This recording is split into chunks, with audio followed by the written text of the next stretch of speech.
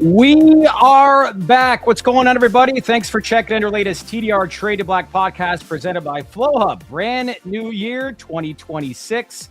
Lots to get into here today. Michael Bronstein is going to come on in just a moment, update us on all this stuff that we saw over the holiday break, including Sam hiring Bill Barr. We've seen that. He's been working with them for a while. I think there's more to the headlines, so don't get too scared off of that. So we'll break down timeline-wise as to what we can expect here in the month of January, and if Attorney General Pam Bondi will sign off at some point, we'll dive into that. Plus, the big acquisition today involving Wyld acquiring Grön, and a big announcement as mergers and acquisition season. We talked about it, and it's happening already. So 2026, as we said, it's going to be a banger year, and it looks like we're not wasting any time and jumping right into it. So good to have you on.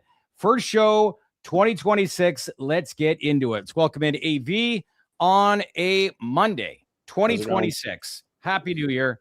How's things? I had a better weekend than Nicolas Maduro, I can tell you that. Ooh. Yeah, it's great. Nice little break, back in the swing of things. Big news this morning with Wyld and Grön. I know it's on the private side, but those are pretty much the two biggest edible companies, I would say, in the industry, but telling. But we talk about mergers and acquisitions, but go ahead. Yeah, I could see that as being a platform for other tuck-in acquisitions on the brand side. So it'll be it's going to be interesting to watch and see. Wyld is more of like a sales and marketing company versus an edibles company. I'm expecting them to see more activity moving forward as 2026 progresses. Yeah. As I said off the top, today's TDR Trade to Black podcast presented by Flowhub. It is the technology platform behind the best dispensaries in America, powering compliance, point of sale, e-commerce, and more for thousands of cannabis retailers across 39 uniquely regulated markets, processing over $3 billion in sales every year. If you want to learn more or book a demo, visit flowhub.com. How's that sound, my friend? That was good reading. You like that? Yeah. Off the top. Kyle, if you're watching this, I hope you enjoyed that.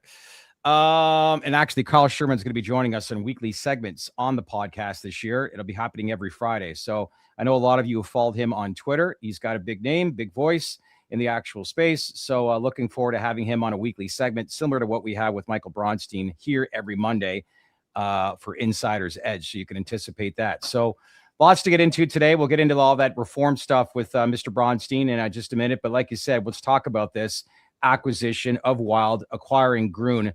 Capital constraint environment this industry has always been in for quite some time, Anthony. So one thing that reads well is that Wyld's got a pretty healthy balance sheet because this is an all-cash deal. Are you surprised at all that Grön made this deal now? Like, why does this make sense? Because you spoke to him directly. What's been the feedback? I think they're happy. I think they're happy in an all-cash deal. Obviously not going to disclose a lot of the conversation that I had, but I think it made sense. They were looking for a partner that they could scale and then have reach economies of scale in certain markets that were complementary to one another. And I think they found a good dance partner. Makes more sense to, let's say, roll up brands than for them to sell out to an MSO, which I mean, I don't think there's that many MSOs right now that would have paid the amount of cash that was outlaid for Grön. It's healthy to see M&A to kick off the year. Really curious to see where this goes on a go-forward basis. Like I said, did they go buy out vape companies? Do they buy out pre-roll companies? Where does this go from here?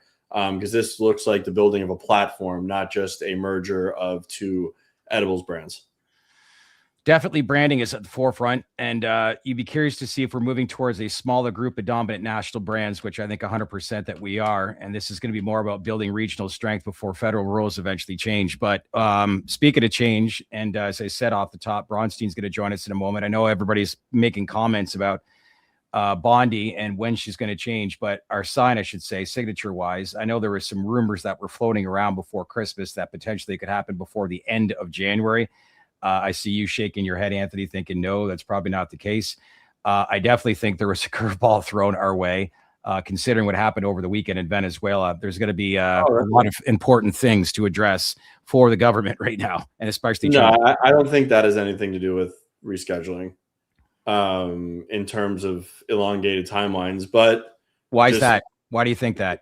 DOJ is not two people in an office. I mean, they've got an army of litigators and an army of attorneys that are going after this stuff. Pam Bondi's not writing the final rule. It's going to be a deputy, or it's going to be somebody else, and then she signs off on it, and then this stuff just goes up the totem pole.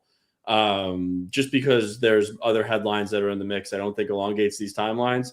But that being said, it's cannabis, and every time we have put a timeline in place or we've expected something to happen, it's taken longer than we've thought. That is a constant in this industry. Would I love for it to be signed by the end of January? Sure. Do I think that it's going to be signed by the end of January? Probably not. I would give it a higher probability. Why? Because that's expeditious. That's pretty expeditious. I mean, do I think it's going to happen in Q1? Yeah. But I think to expect it to be done by the end of January is wishful thinking, putting timelines in place, and it's going to be another thing that potentially can let people down in the industry. My guess is that it happens sometime in Q1. Apparently, it's already written, judging by the people that are watching the show. Yeah, they must work at DOJ. A Foster 1499. Thank you for the super chat. You all heard anything about Louisiana? I did hear a couple things. Have you even followed that story closely? Louisiana's killing it. I know a couple operators in Louisiana that are on the medical side. Well, it's only medical right now, but Louisiana is a very healthy market from what I've heard. RE Hangout writes, explain Schedule 3. Well, we don't got enough time for that today.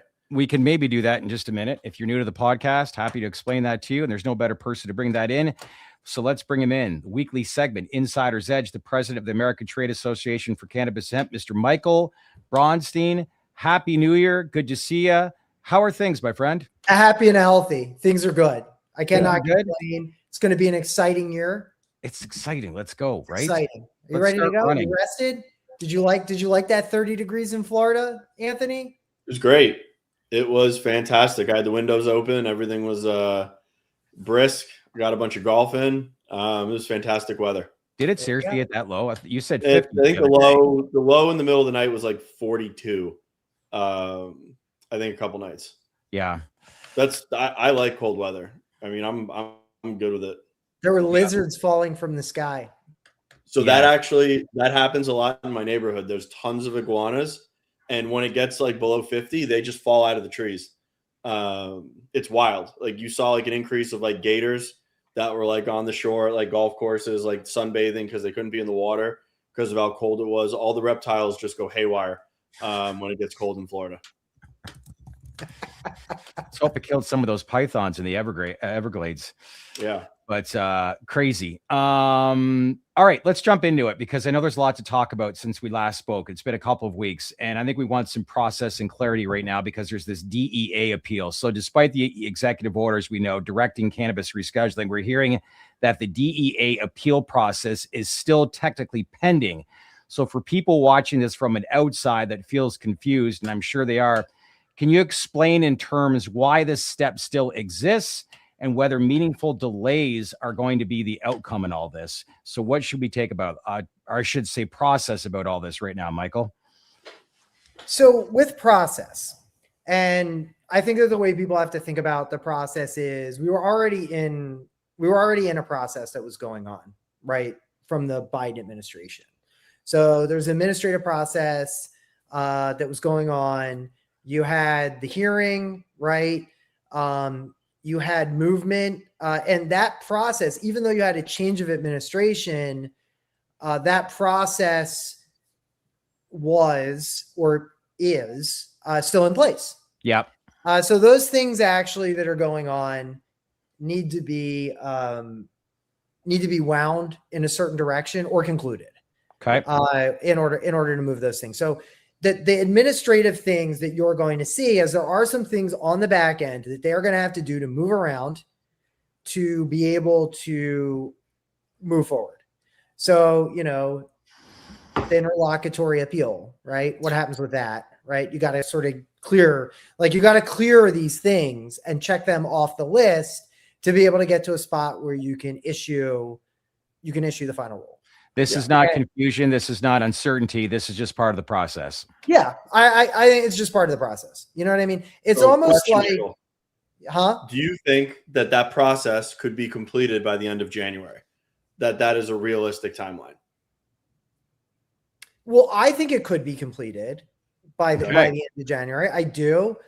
The way that I think about it in my head is I'm kind of like, what's going to happen in Q1, right? Yeah. That's sort of the way I'm thinking about it. Like, I'm not looking at it like, all right, January rolls, it comes and it goes. I know that Shad has the date and the time and the hour that it's going to happen. He's got it. He's got it booked. He's got it guaranteed. I can't do that. Yeah. All right. So the way that I'm thinking about it is I'm watching what the moving pieces are. And I think that it's worth thinking about it the way that I'm thinking about it, just so you guys who are watching this can think about it. Yes. The right way. So I think that's why it's the insider's edge here. I'm giving you the insight. What you have to attach coming from attach proudly. So what you have to watch here is these pieces that are unwinding. So when you start to see like, okay, like there's a little thing that's moving around here, there's a little thing that's moving around there, that's actually moving us forward for the most part. Okay. So there's going to be a lot of like, I think it's almost like when people get on a plane and they feel turbulence, right? You're like, oh, is it supposed to be doing this? So I hear this noise and I hear that, right? It's fine. Correct. It's fine. All right. We are getting ready to land the plane. Okay. And I think that that's sort of what you see in terms of these throws. And we're also seeing sort of like, people are trying to, throw a wrench in the process, right? They're going to try to petition. They're going to try to introduce stuff in Congress. They try to do that, to be able to do it. But here we have this beautiful executive order. Okay. And we have an administration.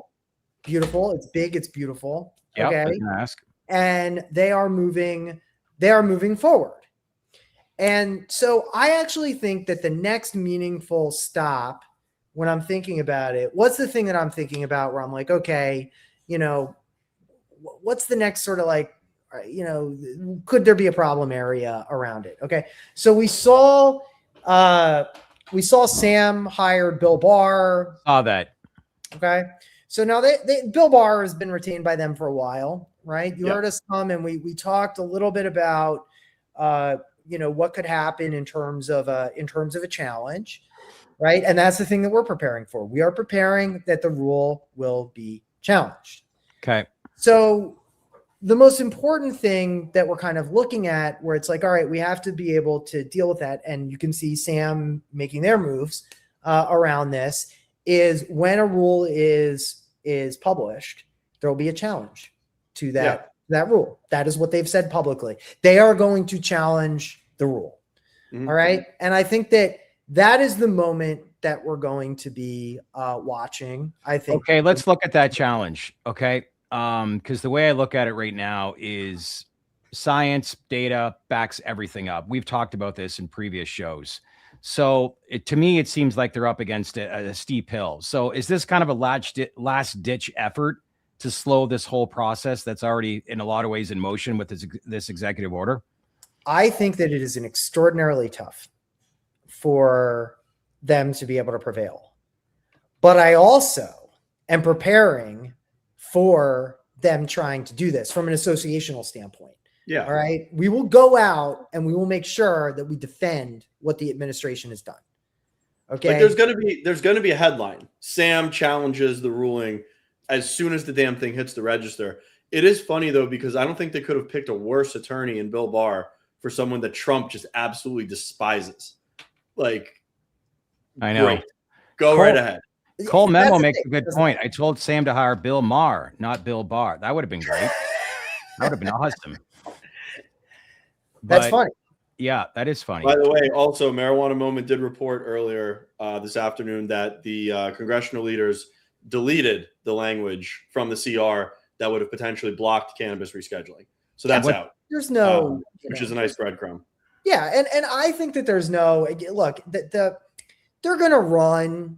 You've got these CRs. They're going to try to run all these different things that are around there, right? We spent time in Congress talking about why they shouldn't do that, and the problem is that they would have on this stuff. And there's really no, I think that was a really good thing. Obviously that didn't make it in. And it was the thing that that folks were trying to do a couple times over on this. So, it was just a little bit of defense that has to be played. That's bullish to remove that verbiage, is it not? That's a good sign. But Sam has the same group of congressmen and senators that they go to write the letters, to insert this language. Yeah. It gets a headline and then it gets removed. This is the many numerous occasions this language has gotten introduced and then ripped out. Yeah. In fairness, we as an industry sometimes do the same thing too. Correct. And we have our language. It's political juggling. Yeah. That just goes on. Yeah. And that's what you would do if you were them, right? Of course. That's what you would do. Yeah. So they're playing their game. We'll play ours. I think we have a winning hand. Yeah. Okay. I would take our hand over their hand. Oh yeah, absolutely. What happens if, and how could there be a stay in the ruling? Have you guys gamed that out, or how would that affect things? And this, if there was a stay, it would really materially alter the process. I think that is I think that it's an extraordinarily high bar. Yeah. But a stay would elongate the process because there would be litigation that would go on around that. Oh, wow. And if you had a stay, basically what the court is saying is that it is likely that on the merits of this challenge that it would be successful. This is a very high bar. Okay. But if a stay was in there, if you were able to get a stay, then it would complicate. So in order to achieve or get a stay to occur, you would need to go in front of a judge with extremely convincing evidence that this was going to stick, or you have a lot of merit behind your argument. It's not just getting a judge to essentially agree. Like, there are facts that need to be laid out beforehand. It's not just like shopping a judge to suit your agenda. Per se. No, it's a very high bar, right? And there could be some strategy about, filing, right? Yeah. Like, there's all types of stuff that, when we look at cases, we do that too. All right. But I think that there's I think it's very tough to do what they're trying to do. And I think that's also why you're seeing them try to play in Congress, right? Yeah. You're trying to see them lobby some of the other things that they're doing because the bar is extraordinarily high. You have the president who just directed, the attorney general, and they have the ability from Congress to be able to do what they're doing. Yeah. It's outlined in the Controlled Substances Act. Yeah. Okay. So you would have to go in and make a really convincing argument as to why it is that you would be able to, get a stay or not do this. That's tough. All right. It's a very high bar. Do you trust judges in this day and age? I hate to ask that question. Do I trust judges? That's a loaded question. Do I trust judges? Yes, I trust them. I trust the entire third branch. I don't know. I mean, do I trust judges? I think that in this legal matter, this to me is pretty shut and dry. I mean, all right. Dry. I think that I think that to my way of thinking, I think that it's tough. It doesn't mean that we're not going to have to fight, right? Because you don't leave this to chance. This is just too big of a deal to leave to chance. Yeah. But if anybody's getting, if anybody is getting nervous, let's get nervous for the right things. Yeah. Using the plane analogy, right? Most crashes happen on takeoff and landing. Yeah. Right. But it's highly unlikely you're going to get into a plane crash. And I tend to not agree with that statement about Shane with causing I might butcher this, but I think they caused the injunction that then went to the interlocutory appeal. If they didn't do that and set the record, we could be looking at an adversarial DEA right now and be stuck in a negative feedback loop versus positive and moving forward. What Shane did was a net positive for the process. Look, I was very I was there for that. Yeah. Okay. I'll just tell you, it was probably one of the most trying decisions that had to be made. Yeah, I bet. Because here's the thing, like they really did. I think that it played itself out during this process. And you heard me say like a little while ago, like I'm not conspiratorial. Okay. Yeah. I'll just put it this way. I had to be convinced. I really did. I had to be convinced that this was a situation where DEA was actively objecting to this. Right. And I went into it eyes wide open. All right. Because like, I mean, you guys have heard me talk about this a lot. Well, they weren't, right? The previous administration. Yeah. I think that they were pretty against, I think they were pretty against it. Yeah. And I think that became telling during the course of the hearing, and I think that I think that it was the right move. The gamble is that we'd get to this administration and they wouldn't issue an executive order or they wouldn't follow through. Well, guess what? That just happened. It happened. Paid off. That just happened. All right. Yeah, it paid off. The decision paid off.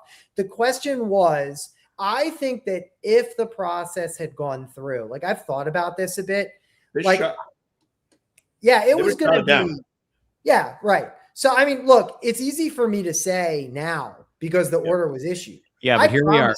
That was not easy.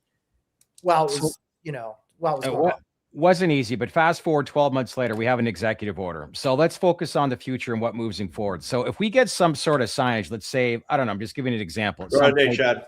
Throw out a date. I'm just saying at some point this month, you have a signage from Attorney General Pam Bondi. What are then the next steps so people understand the whole process? Because yes, as you said, we'll probably get announcements regarding lawsuits that happen after that. But would that happen after signature or what comes next? Understanding obviously the whole process in this. Yeah, I mean, I think that so if you're looking really from beginning to end here,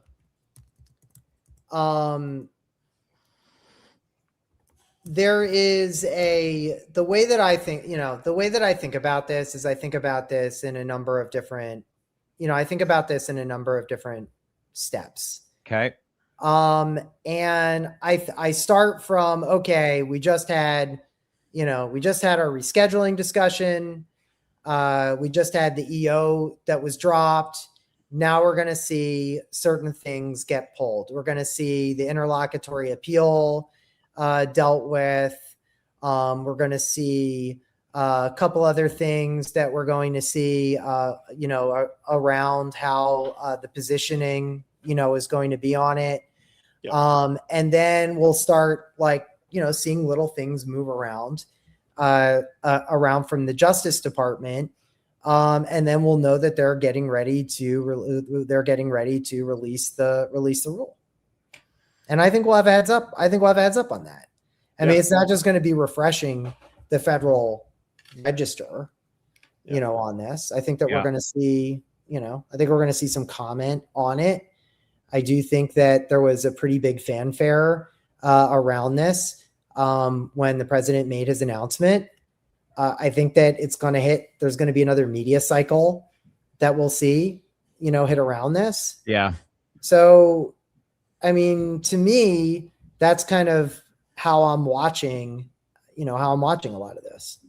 Aside from rescheduling, which is obviously the biggest mandate in the industry for, let's say, 2026, what are the other mandates that Attach is focusing on right now, or other key areas of the industry for this year? We're watching and very actively involved in the discussions around the intoxicating hemp issue.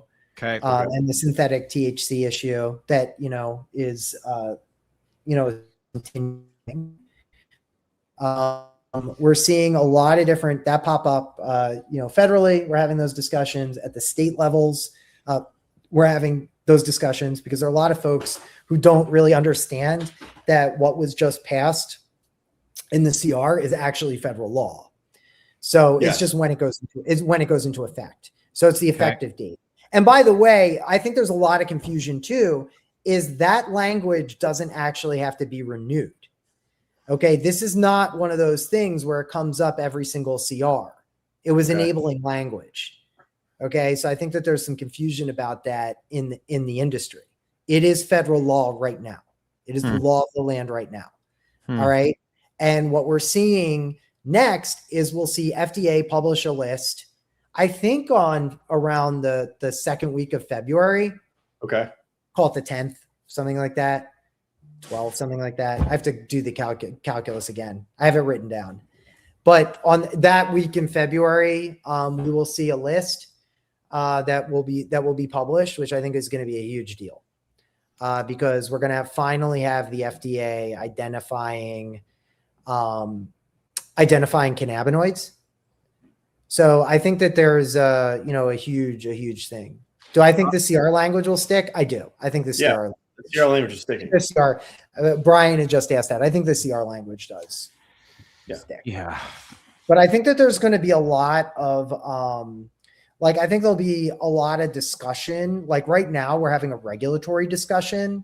Yeah. I think in Congress, and I think that you'll start to see some discussion about what non-intoxicating cannabis products look like, which is a discussion that should have happened years ago. So, and I think that President Trump also forwarded that in the executive order, probably accelerated that conversation.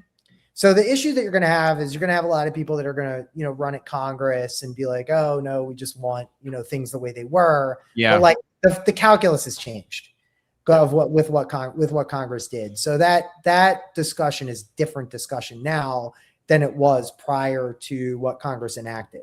So I think that the quicker that people sort of understand that, the easier it's going to be to make policy, to make policy around this. So I think that you're going to start seeing, I think there'll be an earnest regulatory discussion around that. A lot of change is happening or going to happen for the hemp industry this year. How drastically is this going to look 12 months from now? I know there's going to be a lot of people that are upset, up in arms, because they're not going away quietly. I can understand where some are coming from. Brian's made some good points in some of the comments in previous videos too. But how are you preparing for this industry here in 26? Well, I think that what we're preparing for here is what we want the policy to look like to make the business. See, I've said this. The policy makes the business hasn't been making the policy in this industry. Okay. All right. And we saw that with the intoxicating hemp discussion. All right. And I think the misreads that happened in Congress around the intoxicating hemp discussion. And I think we're also seeing that in the state level. There's also going to be a lot of defense that's going to have to be played, defense and offense at the state level. We are seeing repeal provisions of a number of different laws that are being introduced in different states. So we knew that there was a repeal provision being floated in Massachusetts. And then I also saw over the weekend, or it was late last week, that Massachusetts is also trying to put something in place that will double the legal limit that you can possess. So it's like a yin and a yang right now that's going on in Massachusetts. I think that there's a narrative right now. So when you look at this, what we're seeing is that people are pushing a message where they like marijuana, but they don't like an industry, right? They don't like, so there's sort of this bifurcation that we're seeing from a campaign. So like Arizona, for example, is a good example of that. And Massachusetts, I think, is a good example of that, right? Yeah. There's sort of this messaging going on out there. They're like, you know what? Marijuana is great. We just don't want anyone selling it legal. So go to the black. They're literally implying, hey, the black market, go right ahead. That's right. That's what the implication is on some of those discussions. So we've seen a lot of complicating and competing efforts around that. And people are, I think, perimeter testing legalization in these different states and the popularity of it. Okay, we've already seen, I saw an article last week of, there's some conservatives that were talking about the fact that, okay, well, you have marijuana that's legalized, but really what you need more of a discussion around advertising of marijuana, which to me actually struck a strange chord, because advertising, and I agree, by the way, with advertising, and the need to look at the industry from an advertising perspective and this, that, and the other thing. But like the reality is that the restrictions that have been put in states are some of the most onerous advertising restrictions that there are on any products. I mean, you look at the alcohol industry. This is like everywhere. So like, I get it. I get why those issues are being raised, but I don't think that they're valid yet in this industry. Like I don't think industry, like the thing that they're looking at is they're looking at this intoxicating hemp market that's out there, and they're conflating the discussion between that and what the regulated market is, because there's no laws that are governing the intoxicating hemp. Which has been the biggest risk all along. The biggest risk all along was people conflating the negatives that were brought to light by the hemp industry, and it's all just cannabis at the end of the day, because it's all THC. Like the fact that people see those Doritos and Skittles and God knows what else that are packaged up in Texas, that Dan Patrick was sitting there just holding up, waving around, those are hemp products. Those are not teacup products. Those aren't state-sanctioned cannabis products. Those are just Wild West, unadulterated garbage for the most part. But someone gets that in their hand. Someone winds up in an emergency room. It's cannabis is to blame. It's not unregulated hemp versus state-run cannabis businesses.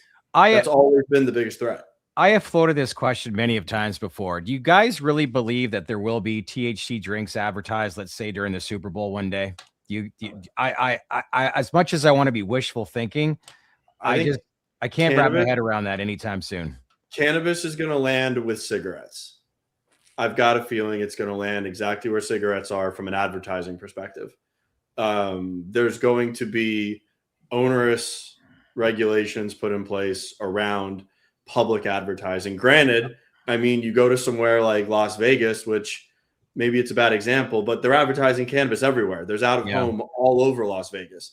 It's on every taxi. It's on billboards. It's all over the place. But I don't think you're going to be able to get national exposure and run national campaigns around THC and cannabis brands. I just don't. I think it winds up in jail, just like cigarettes. I would love to be wrong. I could be very wrong, but my gut tells me it's going to land in that bucket. I think different products could actually wind up in different things. Like I actually do think at some point in the future, we will see THC beverages on a Super Bowl. I do. I don't think it's soon, but I do think that, that we will see it. I really do. I think we will see that. I think that also it depends on how we as an industry regulate ourselves. Yeah. Right. Like we haven't done, and this is sort of the next stage of the industry. I think that like the synthetic THC stuff, it showed there was a lot of mistrust, I think, with regulators about what was going on, and also lawmakers. And we did a lot to call it out as an association. And even a lot of times when people didn't want us to call it out, because the reality is that our ability to be an industry is predicated on having public support for us to be an industry. Yeah. Okay. And that support is countrywide and an inch deep. Mm-hmm. And so we have to do things to build confidence building measure with folks, because it's a right that's been given and it's one that can be taken away. Yeah. Yeah. And the thing is that we need to provide leadership right on that in order to be able to create the business opportunity. All right. The business opportunity, it doesn't just create itself. All right. That's the thing about this. That's the thing that's kind of strange about this industry, right? There are other industries where it's like, all right, like we go out, you can make money off of this. Okay. So that's good. It creates jobs. This is where it is, right? There's a whole social aspect of cannabis industry advocacy that will not leave or be separated from it because of the history that's happened before us. And that's just the name of the game. Yeah. So you've got to have something when you're dealing with this level of industry and this level of scrutiny, like you actually have to be purer than pure. Yeah. What was the reaction from Americans? Like, I don't know. When was the first big pharma commercial that ran on air? Like, how many years ago? And was there much? I guess we didn't know enough about it back then, but looking back at it now, was there much of a backlash when commercials like that start airing on TV in the States? I thought it was jarring when it happened. I remember happening, and I don't know how many years ago it was, but it was years ago. And the thing that I thought was jarring about it was like when they were advertising medications, and I think a lot of people from other countries would find this strange, right? Like you have a blockbuster drug and you go out and you market it like a blockbuster movie. Okay. You get the doctors to write the scripts and you do the thing to do whatever, right? And then you would see these ads on television and there would be there'd be the disclaimers that had to work their ways into the ads. And there's it causes X, it causes Y, it does this. And I just remember thinking how like wild it is to have to advertise that with those disclaimers on it. And that was the way that they got it through. But I think Shad, I think that that's like a really interesting point on this, because when you think about that and the advertisement of, you know, pharmaceutical drugs, right? We saw what happened with tobacco. And I think that like the tobacco industry is another example where there was a lot that I think was hidden about the product. And folks weren't necessarily upfront about where that product was and how they were advertising, right? Like all of us know who Joe Camel is, right? And there was that lived experience. So you kind of don't really want to go, you want to learn from those things. The biggest difference between tobacco and cannabis is there's no medical benefits, obviously, for tobacco. That's why 1 minute we're asking a story as to like whether or not a 30-second ad promoting a recreational THC drink airs during the Super Bowl. But at the same time, too, you get FDA approval on a cannabinoid eventually in a number of years, then it makes 100% right that you will see a lot of those commercials that becomes more mainstream. But there's moving parts that makes cannabis a little bit more confusing than, say, tobacco, because you go to Europe, it's medical first. In the US, yes, it is going to be medical if rescheduling does happen, but there's still an enormous recreational play here in the state, which makes it a little bit more confusing. I think why reform has stalled for such a long time in the US, don't you think? Yeah, I mean, look, it's true, but it's also like it's also the sign of the times, and things are like way better going forward than they are going backward. On this. Like if you look at the trend line, like we're opening up 2026 right now. We have an executive order. Yeah, I know. Okay, we've got Congress that's thinking about long term about like what regulation is going to be like. Okay, like I feel better coming into this year than I did coming into last year. About what it is that's going on, right? So like I think that the thing is just a little bit, right? Like just a little bit, right? A lot actually. So I think my hair's gotten darker from a year ago. It's getting thicker. Like it's that good. We're all getting younger. We're all getting younger. We're all getting younger is what's going on. So yeah. I do think that is that is progress that we're gonna see in this year. Yeah. One quick question before I let you run. Tom Angel writes, Michael, how soon do you anticipate Pennsylvania Senator Laughlin's cannabis control board bill advancing to a Senate floor vote this session? You hear anything? I think that it is going to advance because I believe that the fundamental issue that's going on in Pennsylvania is that there aren't any laws on the books to deal with broadly, there aren't any laws on the books to deal with the intoxicating hemp issue in Pennsylvania. And what's going on in Pennsylvania is there are a lot of states around Pennsylvania that have already moved on that issue. So you've got Ohio moved on that issue. Yeah. They passed a law. You have New Jersey that just moved on the issue. They passed a law. New York has had some laws in place on this for a bit. Maryland has had laws on the books in place for this. And, you know, what I'm seeing right now, observing in the state is you're starting to get folks that are coming into the state that either were in Ohio and they were selling, you know, intoxicating hemp products and setting up in Pennsylvania.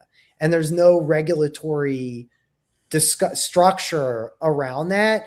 And the way that SB 49 is pitched right now is to be able to address that issue, is what Senator Laughlin has said. And remember, SB 49 sets up, a cannabis regulatory board. I know, Tom, you know this, but I'm explaining to other folks out there.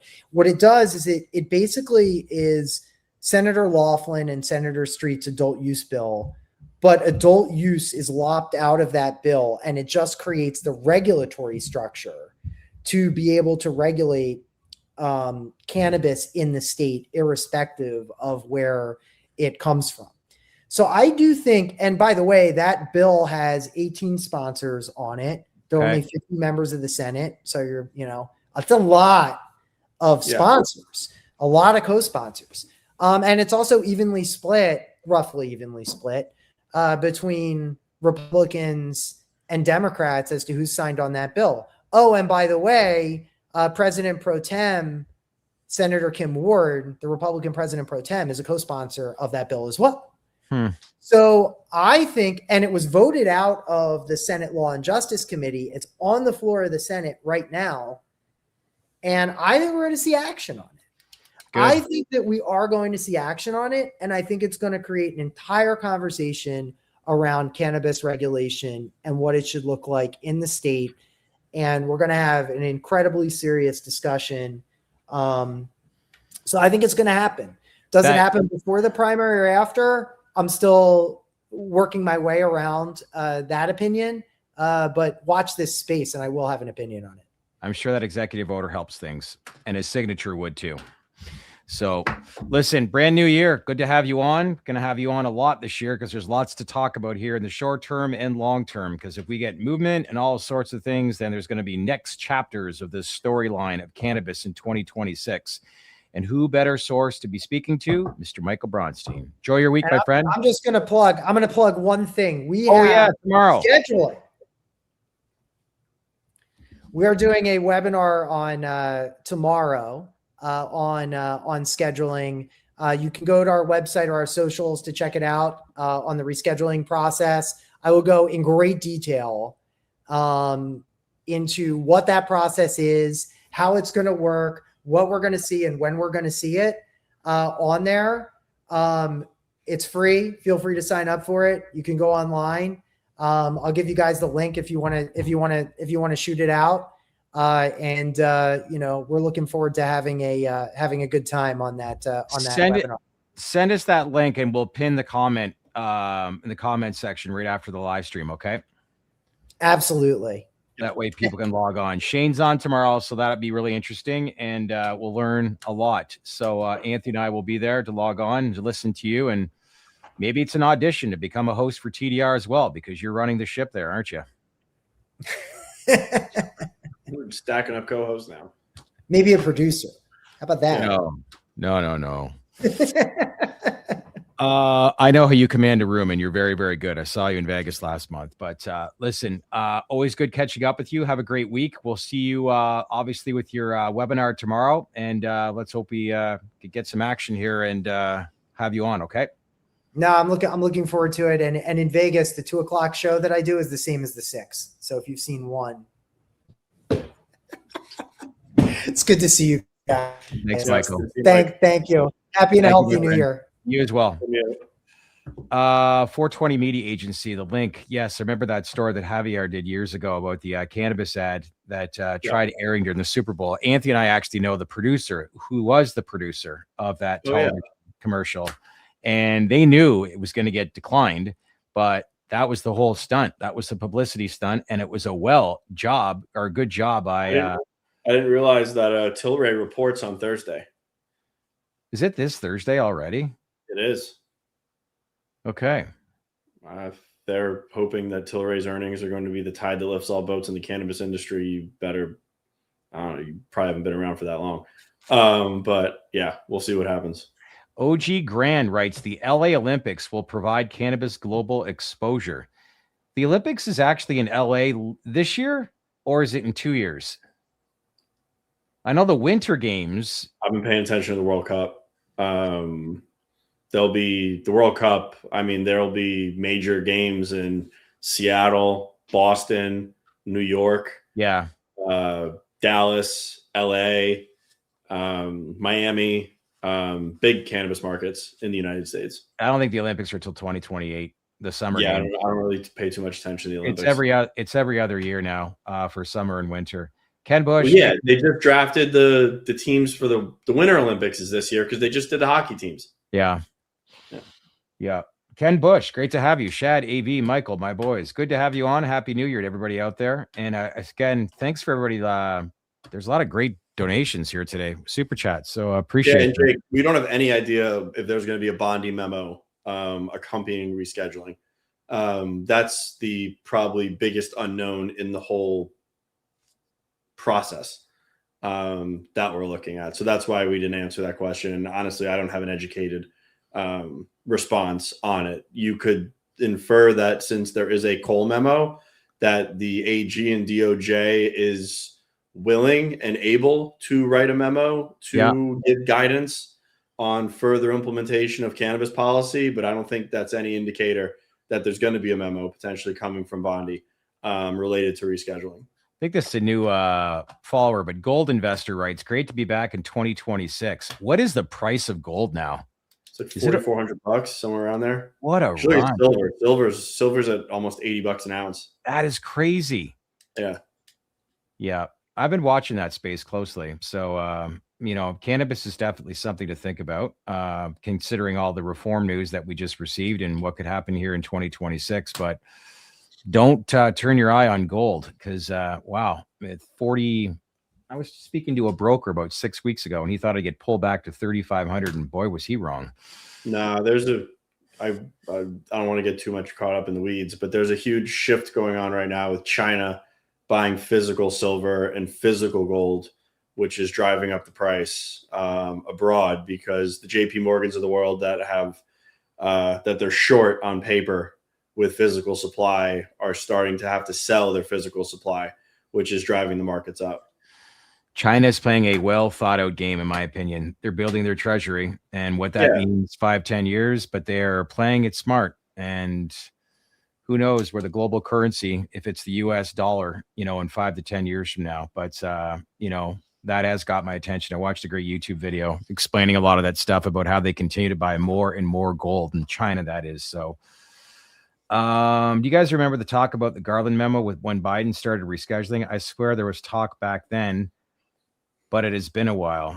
The memo is always an accompanying memo has always been a talking point from the industry and or prognosticators. I have nothing to point to the federal government pointing to that they're going to have an accompanying memo with the final ruling. Silver is crazy compared to last year. AXO, what was the price of silver 12 months ago? I've been buying silver since it was $15 an ounce. So, I don't really know what the 12-month price was, but it's gone up.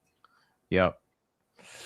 All right. That's it for today. Big announcement to make. We're having two great guests on Wednesday. Who are they? Wyld and Angelos. We're going to get his opinion on this executive order and what rescheduling means to him. And really a lot of the changes that could transpire and take place. I also want to talk about, there's a guy by the name of, it's a friend of Weldon. His name is Jerry Haymon. He was born and raised in Fresno, California, began on the football field. He was a standout athlete. He had a serious shoulder injury that changed the trajectory of his football career, that led him to transfer to Sacramento State. And during that transitional period, he leaned to cannabis. And anyway, we're going to get more about his story because he was charged and later convicted of conspiracy related to cannabis activity, ultimately tied to approximately 6,600 pounds, about 3 tons between 2012 and 2017 for a non-violent cannabis offense. And he was sentenced to 10 years in federal prison. So we'll get his story on Wednesday. He'll come on first, and then we'll have Weldon on afterwards. And as I said earlier, Flowhub is our new title sponsor. Kyle Sherman will make his debut in 2026 on the podcast on Friday. So lots going on this week. Good to have everybody back, onwards and upwards here in 2026. So again, thanks for the super chats here today by everybody, and everybody logged on with all your comments. Get ready for a big year. We're ready. Hope you're ready. And we appreciate you logging on here each and every day that we go live. AV, enjoy your day, and I'll see you back here Wednesday. Thanks, everybody.